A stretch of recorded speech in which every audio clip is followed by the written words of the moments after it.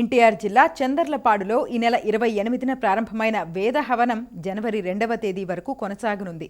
ఎంతో కష్టతరమైన సంపూర్ణ కృష్ణ యజుర్వేద హవనాన్ని శ్రీ హరివీరభద్ర గణాపాఠి, శ్రీ సీతారామమూర్తి సలక్షణ గణాపాఠి, శ్రీ ఫణిరాజదత్త గణాపాఠి, శ్రీ వల్లభ గణాపాఠి ఇంకా అనేక మంది వేదమూర్తులు నిర్వహిస్తున్నారు.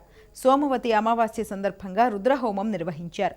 హరి సామ్రాజ్య లక్ష్మీ వెంకటేశ్వర మెమోరియల్ వేదశాస్త్ర విద్యా ట్రస్ట్ ఆధ్వర్యంలో వార్షిక వేద సభల్లో భాగంగా ఈ కార్యక్రమాన్ని నిర్వహిస్తున్నారు.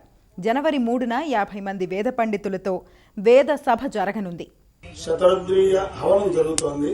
ఈ మంత్రాలు విని అందరూ కూడా పరమేశ్వర అనుగ్రహం పొందాలని కోరటం జరుగుతోంది.